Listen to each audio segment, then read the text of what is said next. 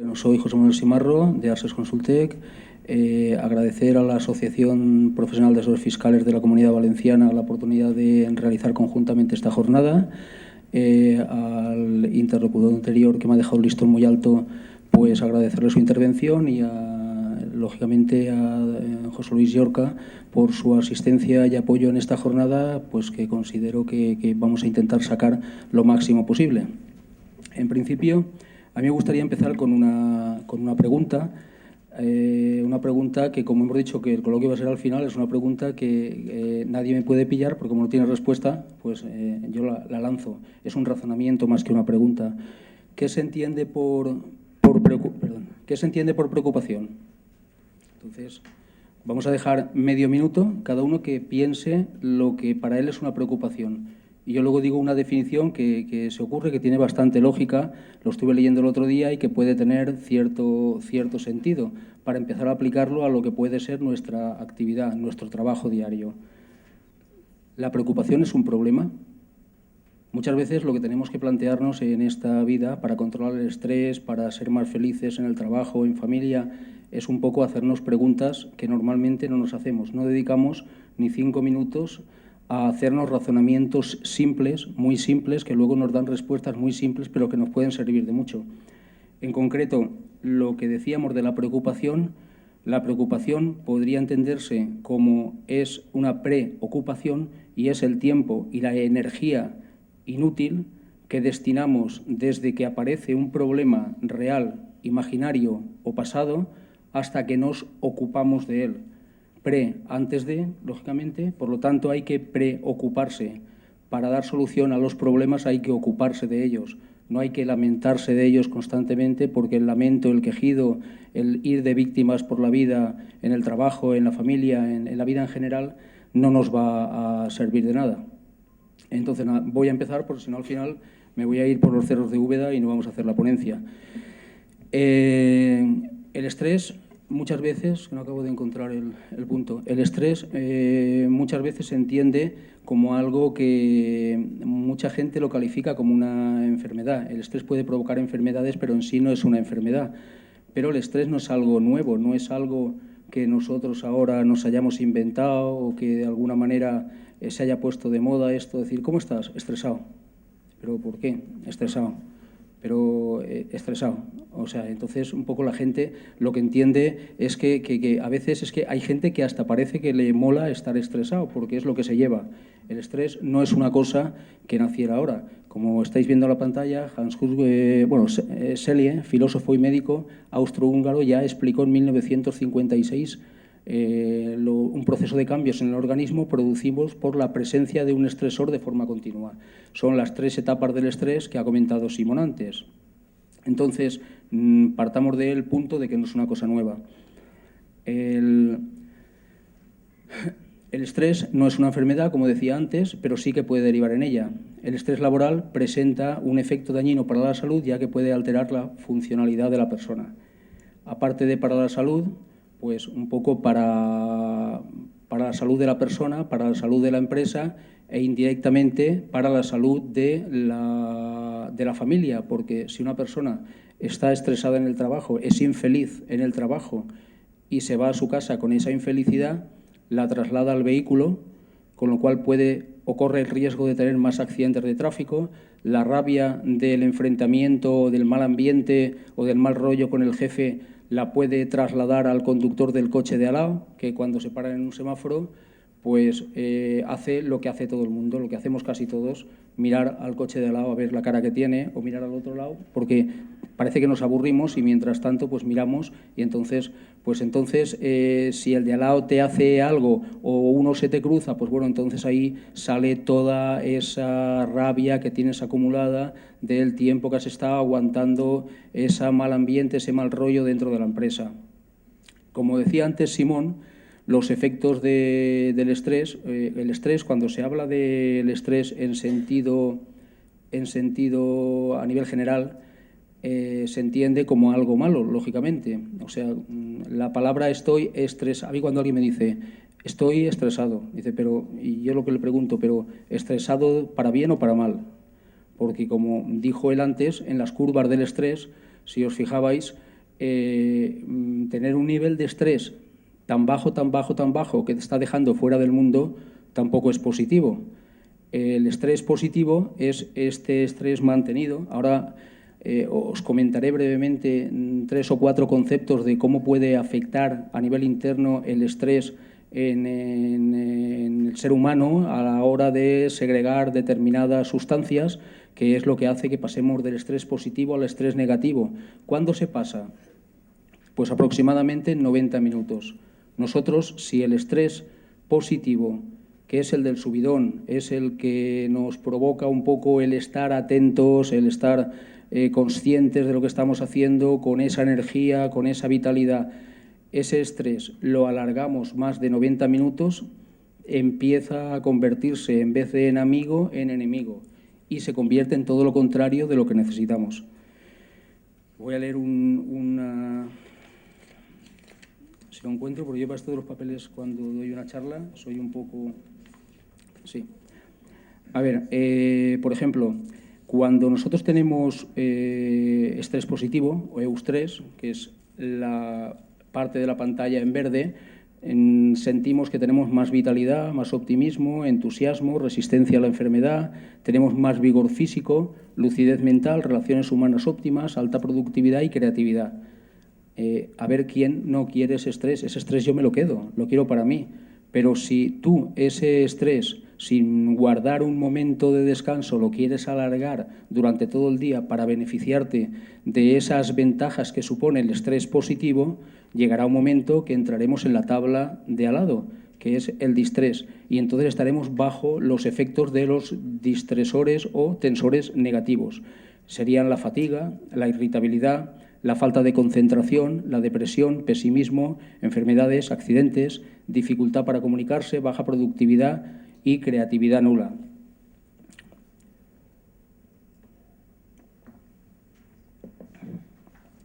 ¿Esto cómo se explica a nivel de organismo? Pues bueno, al principio del desafío estamos, como decía, bajo los efectos del estrés positivo. Entonces, nuestra sangre tiene una curiosa mezcla de hormonas, entre ellas la adrenalina y la noradrenalina, que mantienen nuestro interés y nuestra sensación de vitalidad y que nos invitaban a explorar. También había dopamina, la cual nos da la capacidad de enfocarnos y de evitar distracciones. A la vez que nos proporciona una sensación de placer, junto a ellas también nos encontraríamos con la serotonina, una hormona que afecta mucho a los estados de ánimo. Esta nos aportaría una gran sensación de confianza, que nos ayudaría a sentirnos tranquilos en medio del desafío, con la clara convicción de que los íbamos a superar. Sin embargo, por poner un límite de tiempo aproximado, han pasado 90 minutos y nuestro motor está durante todo ese tiempo al máximo rendimiento, y entonces empezamos a necesitar, a tener carencias, a estar pasando de un estado al otro. Entonces, hemos cometido el error de no parar unos minutos para recuperarnos y no parar nuestro cuerpo. Hacer un sencillo ejercicio de relajación o escuchar con los ojos cerrados un poco de música. A partir de este momento pone en marcha la otra parte del estrés, el negativo, el distrés. Entonces nuestra sangre ha visto desaparecer la mayor parte de la dopamina y la serotonina y se ha llenado de cortisol.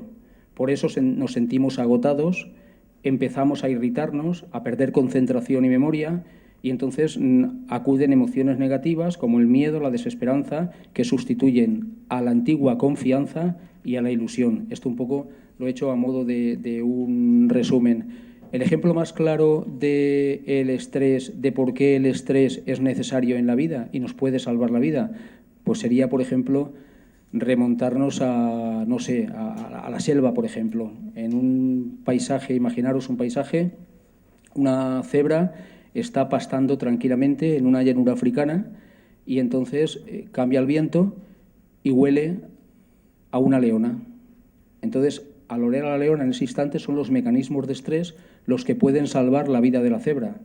Por eso cuando se leen frases como elimine el estrés de su vida, no debes sorprenderte, porque suprimir el estrés de la vida, de nuestra vida, implicaría deshacerse de un mecanismo que es esencial para nuestra supervivencia. El estrés es consustancial a la vida y por tanto eliminarlo llevaría antes o después suprimir la vida. Entonces, lo que tenemos que valorar para ser personas que de alguna forma sepamos sacar partido a nuestra vida, tanto a nivel de trabajo como a nivel personal, lo que deberíamos plantearnos es dónde, como en todo en esta vida, dónde está el punto medio, dónde podemos encontrar el equilibrio que necesitamos para que el trabajo que hagamos sea lo más efectivo posible, para que de alguna forma nuestra vida sea lo más feliz posible y que no estemos afectados permanentemente del estrés negativo, porque evidentemente son 90 minutos. No quiere decir que sean 90 minutos al día, son 90 minutos que podemos reconvertir en estrés positivo después del descanso necesario, con lo cual de alguna forma podemos tener o podemos disfrutar durante el día de mucho estrés positivo. Entonces, el estrés, antes Simón comentó pues un poco las consecuencias del estrés a nivel personal. El estrés sobre una persona pues puede llegar a causar verdaderos problemas a nivel físico, problemas cardiovasculares, problemas de depresión, falta de concentración, como hemos dicho, y luego problemas serios. El estrés puede, si se mantiene en un estado de vida permanente, el estrés puede, en un momento determinado, rebajar las defensas y dejarnos más a expensas de que podamos coger enfermedades infecciosas y enfermedades muchísimo más graves que pueden causarnos hasta la muerte. En un momento determinado, lógicamente, el estrés, como no es una enfermedad, no está considerado, no se puede considerar un accidente de trabajo, pero en un momento determinado sí que se ha podido considerar accidente de trabajo algunas patologías derivadas del estrés que han podido dar como resultado una incapacidad o como resultado la muerte. Entonces, el planteamiento de las consecuencias del estrés laboral sobre la organización pues sería pues, un incremento de la tasa de absentismo laboral, porque en un momento determinado, además, es una patología difícil el estrés, cuando se traduce en una baja laboral, se llama depresión. No es que tenga que ver o haya una relación tan directa, pero evidentemente cuando se va por un parte de IT un trabajador o un autónomo, no le dan la baja por estrés, sino que le dan la baja por depresión o por un estado de ansiedad o por alguna cosa por el estilo. Los costes económicos y emocionales cada vez más altos, económicos para la empresa y para el propio trabajador, que en un momento determinado puede ver mermadas primas de productividad, puede estar durante un tiempo de baja, aparte de eso perder pues algún rol laboral que tenía concedido, y luego pues costes emocionales, pues porque una persona que vive permanentemente estresada y sujeta a una tensión permanente, de alguna manera en un momento determinado pues baja la guardia y puede verse pues que se aísla socialmente, no tiene la misma comunicación con la gente que habitualmente trataba, y esto supone que la persona un poco se vaya aislando. Luego, el aumento del presentismo laboral, que es la desmotivación de la plantilla. En un momento determinado, ahora hablaremos de la felicidad en el trabajo, en un momento determinado el estrés de alguna manera puede ser fruto de una mala organización, y esa mala organización conllevar que una plantilla esté desmotivada, se desmotive, porque al estar mal organizados aquello no funciona, y el que trabaja mucho se acaba desmotivando y el que trabaja poco acaba trabajando menos, con lo cual serán graves problemas de presentismo en la plantilla, que quiere decir que evidentemente tienes al trabajador presente pero está absolutamente ausente, con lo cual eso significa que el coste es íntegro para la empresa, pero que realmente el trabajador no está en otro sitio. Es un coste vivo presente, pero no es un coste vivo productivo, porque no está aportando ningún tipo de productividad a la empresa. Al contrario, sí que en un momento determinado se está viendo que puede estar afectando a la productividad del resto de los trabajadores. Luego, las altas tasas de rotación en los puestos de trabajo, mayor índice de siniestralidad laboral, descenso de la productividad, existen un riesgo alto de comisión de errores, deterioro de la imagen de la empresa por esos errores, vulnerabilidad por parte de la empresa pues hacia la competencia, y luego incumplimiento de las previsiones del plan de empresa. Como todos sabemos, el trabajo se ha convertido en muchos casos en una actividad mental y social donde nos vemos obligados a gestionar de manera constante la ambigüedad y la incertidumbre. Aquí en este momento, de todos los que estamos aquí, ¿podéis levantar la mano los que están en contacto diario con clientes? Es que es una pregunta trampa. porque lógicamente así sabía que… ¿Quién no tiene clientes? Es que así por detectar quién no tiene clientes, efectivamente. Entonces, no, lo que pretendía con esto es plantearnos que supongo que cada uno estará viviendo en sus carnes, esto le sonará. Al colectivo, cada uno podemos ser de asesores, podemos tener oficina de servicios que estén en contacto con el cliente por otros motivos, pero el caso es que diariamente estamos en contacto con ellos.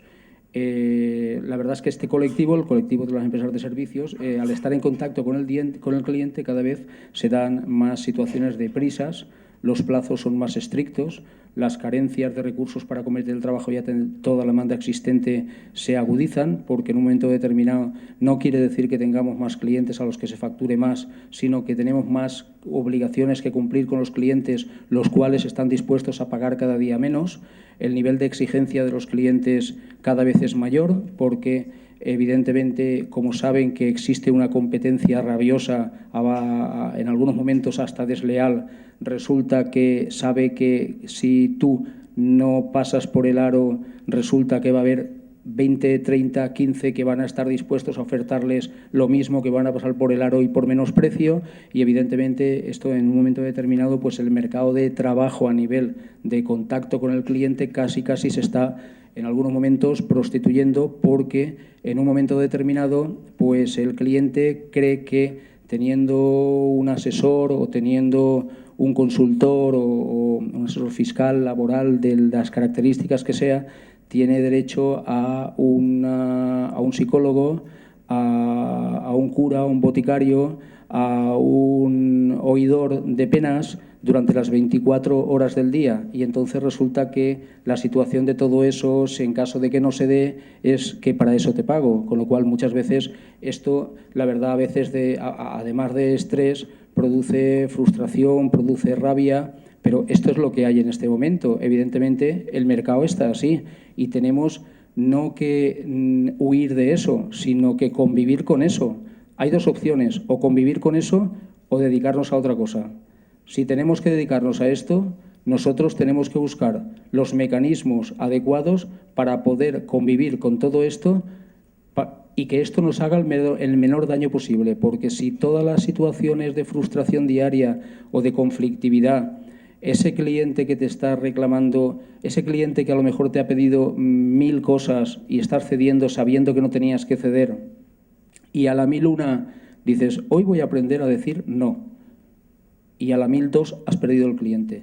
Entonces, claro, es una situación que produce cierta tensión. Eso hay que saber pues un poco cómo gestionarlo a nivel interno, porque si no esto te puede destrozar muchas veces.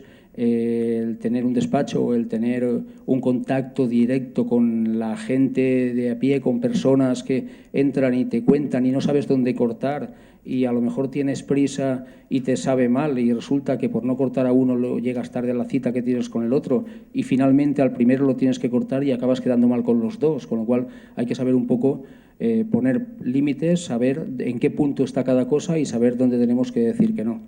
Entonces, lo que comentaba, hay que saber gestionar la ambigüedad. En la vida de una persona el trabajo, lógicamente, ocupa la mayor parte del tiempo operativo y puede satisfacernos o mortificarnos.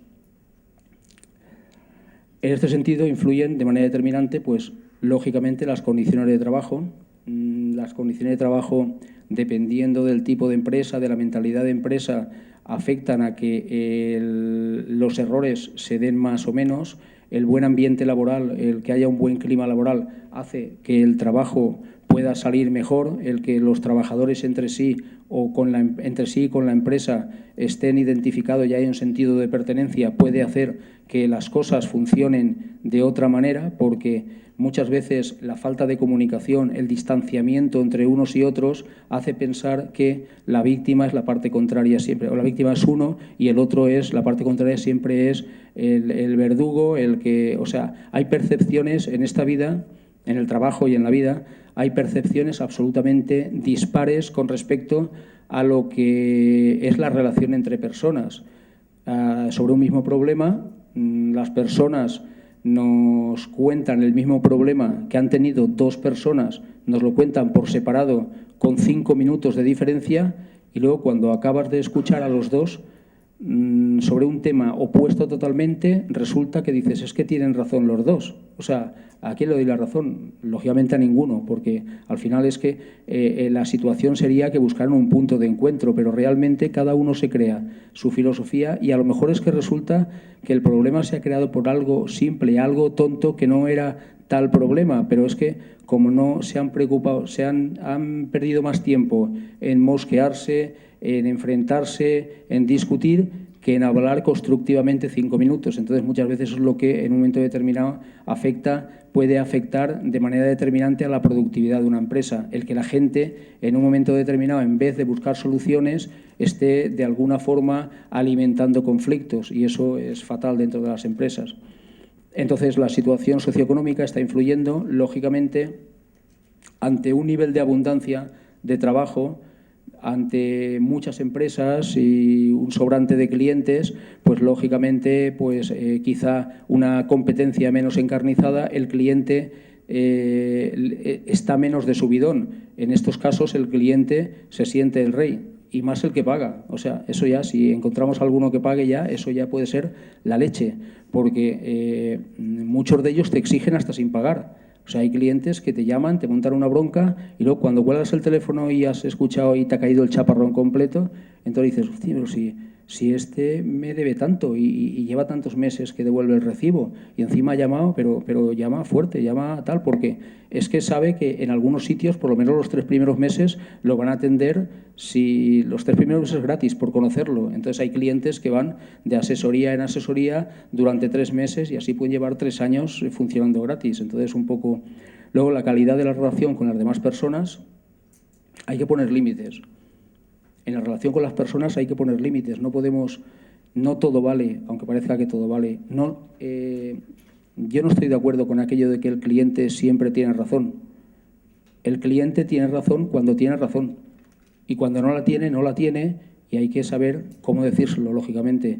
Pero no puedes tragar con todo, porque llegará un momento que llegará algo con lo que ya no se puede tragar, y entonces llegaremos tarde para no tragar, porque entonces el cliente querrá que sigamos tragando. Y todo lo que hemos tragado y todo lo que hemos aguantado durante muchos años no nos va a servir absolutamente de nada, porque el cliente se va a ir por 40 euros o porque la chiqueta de un amigo resulta que ha terminado la carrera y me sabe mal, y dice, pero si llevamos 40 años juntos, 30 años juntos, ¿cómo es posible? Hoy en día, por desgracia, la fidelización de los clientes es uno de los mayores problemas que tenemos, con lo cual, evidentemente, tenemos que saber tomar las medidas desde el punto de vista de profesionales para protegernos un poco de que toda esa infidelidad a la que estamos sometidos muchas veces nos haga el menor daño posible. Luego, la situación individual de cada persona. Por ejemplo, a veces te encuentras con una persona y te dice que es muy feliz por algo, y al día siguiente te encuentras con otra persona que te explica lo mismo y te dice que menuda putada lo que me ha pasado. Y entonces dices, ¿qué es lo que cambia ahí?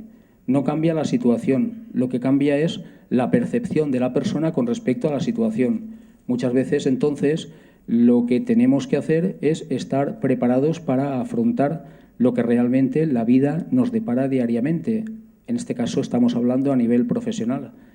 Evidentemente, si nosotros ante un problema, ante una dificultad, lo que hacemos es adoptar la postura del victimismo, la postura de empezar a contarle a todo Dios lo que nos ha pasado y lo desgraciados que somos, resultará que acabaremos siendo de verdad desgraciados, porque es que el tiempo que nosotros estamos empleando en quejarnos, los demás están empleando en ser felices o en hacer clientes o en quitarnos los pocos clientes que nos quedan. Entonces, de alguna forma, es un poco lo que tenemos que plantearnos, que cada persona asume la vida de una manera distinta. Esto, relacionándolo con el estrés, pues evidentemente hay cosas que a unos les estresan, cosas que a personas, a hombres o a mujeres, les ponen histéricos y a otras personas les relajan. Por ejemplo, si nosotros dicen un ejemplo, ¿cuál es la música más adecuada para trabajar? Pues posiblemente si ahora cada uno dijera aquí cuál es la música más adecuada para trabajar, lo suyo sería como en las entrevistas de trabajo cuando al candidato le preguntas aficiones, o se preguntaba antiguamente aficiones, se decía pues leer, escuchar música, ir al cine y ya sofisticando, hacer deporte. Entonces, pues evidentemente pasa como con todo eso, o sea, de alguna forma nosotros no podemos ser como gemelos todos que de alguna manera actuemos de la misma forma. Nosotros cada uno somos de una manera y entonces debemos canalizar las situaciones que ocurren fuera de nosotros hacia nuestro interior de la mejor manera posible, porque para lo que uno es una desgracia irreparable, para otro es algo que lo supera rápidamente y eso está en el interior de la persona. La capacidad que tiene cada uno de enfrentarse a nuevos retos, que es un poco lo que ya he comentado. Si ahora tuviéramos que valorar lo que es la felicidad, lo que entendemos que podría ser la felicidad. Aquí cada uno de nosotros tenemos un concepto, podemos tener un concepto de felicidad. Yo lo que me preguntaría, bueno, la felicidad tal cual podría ser un estado de ánimo que supone una satisfacción. Quien está feliz se siente a gusto, contento y complacido. De todas formas, el concepto de felicidad es subjetivo y relativo. Entonces, hasta ahí vamos a saltarnos un poco el guión, como tenemos tiempo. ¿Alguien no está de acuerdo con esa definición? ¿O alguien agregaría algo a esa definición? ¿Alguien se atrevería a hablar sobre o a darme su opinión sobre lo que entiende que sería la felicidad global y la felicidad puntual? No, pero de uno en uno. De uno en uno. A ver, la felicidad global. ¿Qué podría entenderse por felicidad global? Feliz, a lo mejor para unas personas es una cosa y para otras es otra cosa. A lo mejor lo que para unos es algo que diariamente supone nada, para otras personas es ser felices porque han conseguido algo que no esperaban.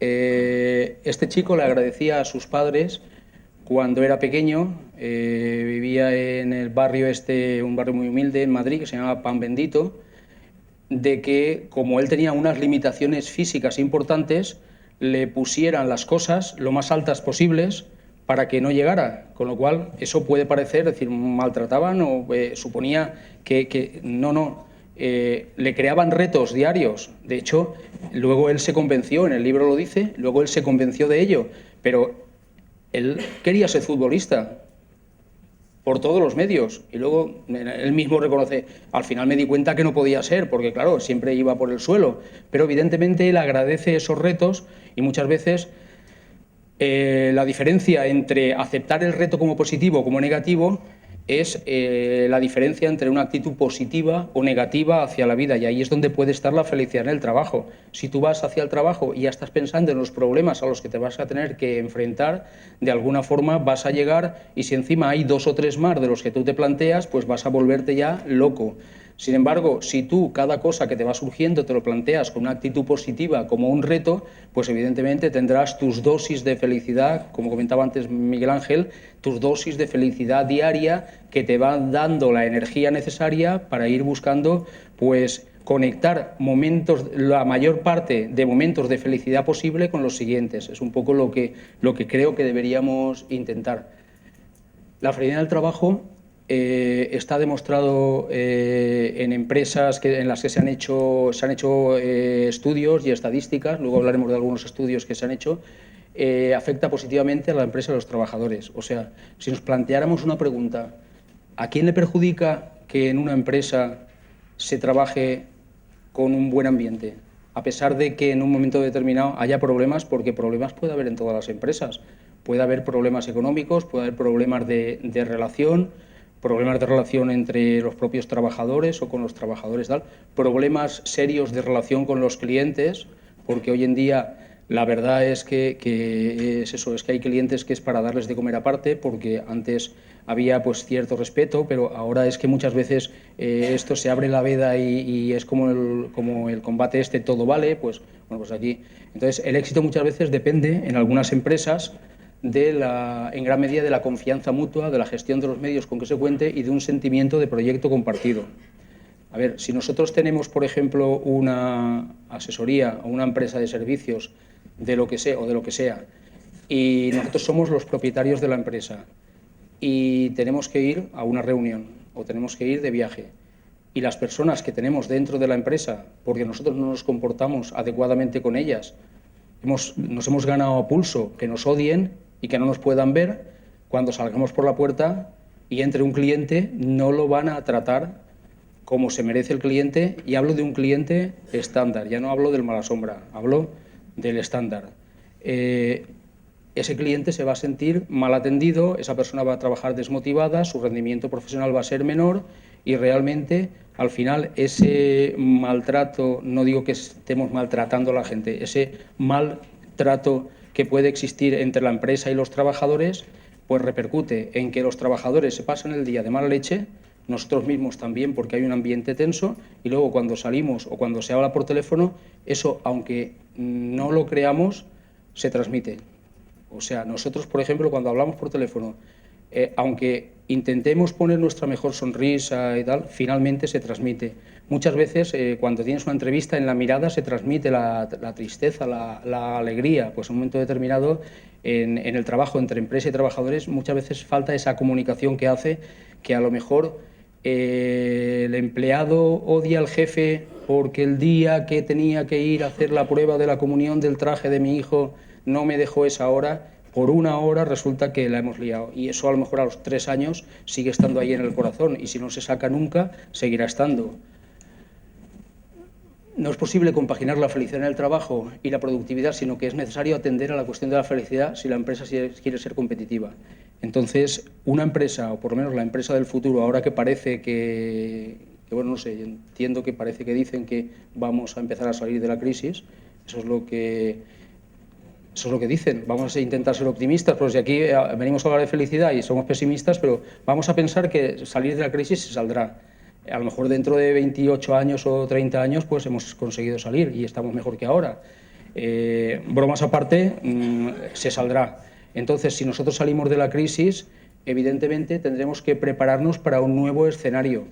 Nosotros, o alguien piensa que se va a salir de la crisis y que vamos a volver a la panacea del 2005, la situación es la que va a ser la que era, o la situación va a ser una situación cambiante. O sea, aquí ha habido cosas que han llegado con la crisis, que se han instalado con la crisis, como una serie de obligaciones que antes no existían, se están recrudeciendo pues determinadas obligaciones pues, de carácter fiscal, de carácter laboral, burocracia, determinadas cosas que en un momento determinado se intenta, por ejemplo, cosas que se intenta hacer, ¿no? O que nos intentan hacer vender como que es para que vivamos todos mejor, como por ejemplo pues la web de Hacienda, por ejemplo, o la seguridad social, todo lo que nos facilitan tanto, decir, pues bueno, es que ahora todo tiene que ser informatizado, ¿sí? Y luego resulta que si intentas pasar un impuesto en un momento determinado,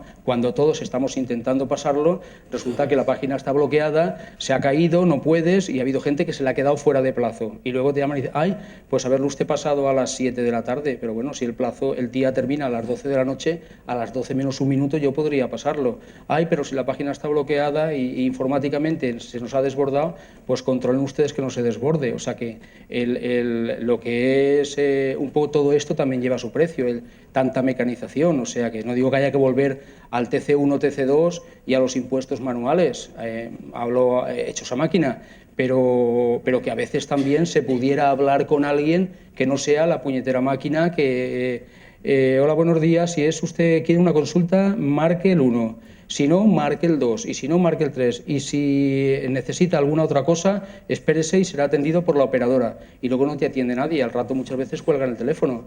Entonces lo intentas y al final dices, la línea está sobrecargada en este momento. O sea, eso es lo que ocurre muchas veces. ¿A quién le estresa eso? Que levante la mano. Eso es la evolución. Antes íbamos con un Vespino, con el Eurocar, con Placidez, satisfacción, bienestar. ¿Y por qué todos pensamos siempre en ejercicio físico? ¿Alguien se ha planteado un día decir, me voy a poner el pantalón corto y voy a correr al río? Y luego voy a subir y ahora voy a hacer 20 minutos, 10 minutos de ejercicios mentales. Pues no tenemos normalmente tiempo para ello. Por ejemplo, hay un comentario que me llama mucho la atención, algunas reflexiones sobre la comunicación inteligente, la motivación, o sea, por ejemplo, en lo larga que es una semana no tenemos 10 minutos para, de alguna forma, reservarnos para pensar un poco, para intentar poner en orden nuestra mente, para ver si lo que nos preocupa realmente es tan preocupante como creemos, sanear un poco, hacer ejercicio mental, una crítica constructiva de lo que nos está preocupando para intentar descartarlo. Entonces yo eso entiendo que sería, por ejemplo, imaginemos como el que va conduciendo un coche, está en reserva, quiere llegar a su destino y entonces dice, no, pero es que no puedo parar, voy en reserva, pero no puedo parar a poner gasolina porque tengo que conducir hasta que llegue. Solución, te acabas desgastando y al final no llegas, porque tú tienes que parar en algún momento a poner gasolina. O, por ejemplo, dedicar un tiempo a reflexionar a dónde vamos, qué nos permite, qué camino tenemos que seguir. Entonces, por ejemplo, hay algo que no se nos olvida nunca. Decía Descubemont, no sé cómo se pronuncia en francés, pero no conozco a nadie que haya muerto de hambre por falta de tiempo para comer. Y es verdad. ¿Y por qué no tenemos un poquito de tiempo para pensar en intentar ser un poco más felices o intentar rehacer nuestras relaciones con la gente que tenemos al lado? Que muchas veces con la gente que trabajamos pasamos mucho más tiempo que con las personas en casa, o sea, estamos más tiempos en el trabajo que en casa. Entonces, habría que plantearse eso, o sea, muchas veces no está en hacer las cosas más a lo bestia, sino hacerlas más inteligentemente. Hay un tema, por ejemplo, de un leñador, que no sé si conoceréis esta historia, es un leñador que de alguna forma iban a cortar troncos y de alguna forma estaban en el bosque y todos cortaban menos y este cortaba mucho más y era más efectivo. Estaba menos tiempo, pero todos los días desaparecía media hora. Entonces decíamos, bueno, si este viene más tarde, desaparece media hora y encima corta muchos más troncos que nosotros. Y al final uno le pregunta, ¿pero qué haces en esa media hora? Y aquel les contesta, pues afilar el hacha. Entonces, ese es el descanso mental que tenemos que tener. Tenemos que afilar la mente, porque si no, muchas veces la mente no tiene punta. Entonces, organización inteligente del trabajo, luego diseñar protocolos para potenciar la felicidad en el trabajo y el sentido de pertenencia, planes de conciliación de la vida personal y laboral. Todo esto, aunque parezca un rollo, existe de verdad y es posible. Lo que pasa es que, no sé, a mí ha habido gente en alguna empresa que me ha dicho, no, vuelva usted dentro de 20 años o váyase usted a Alemania. Pues bueno, pues ya veremos a ver si conseguimos que en España alguien se meta en todo esto. Luego, planteamiento de actividades humanitarias, lúdicas y socioculturales para empresas más grandes que potencien la convivencia en los trabajadores en un contexto distinto. Hay gente que si solamente pretendes que convivan a nivel de trabajo, es muy difícil que creen vínculos distintos porque siempre existe el rango.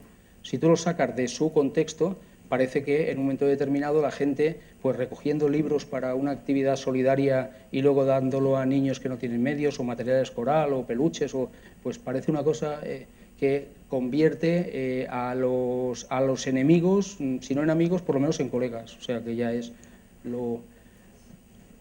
debemos saber decir no. Muchas veces sales de casa, llegas bien de tiempo a algo, te encuentras al pesado de turno, al gafe, que está tomando un café, que tiene todo el tiempo del mundo, y cuando te acercas a la barra a tomarte tu café en 2 minutos porque tienes otra cosa que hacer, ya lo ves que te está amenazando, está con el café en la mano mirándote y dices, que me atrapa, y cuando llegas empieza a decirte, qué mal está la cosa, qué situación, la crisis, el banco, que no me dan el préstamo, qué tal, y tú... que llego tarde, yo quería tomarme un café en 2 minutos tranquilo y este tío me está amargando el día y tal, y te sabe mal, al final pierdes 5 minutos, sales 3 minutos más tarde de lo que pensabas y aquel te ha amargado. Hay que saber decir, mira, sin ser mal educado, es que tengo prisa, que no puedo, ya hablaremos con más tranquilidad, pero me tengo que marchar. Saber decir no, eso es aplicable a todo y te quedas, al principio te cuesta, pero luego te quedas como Dios, te quedas a gusto.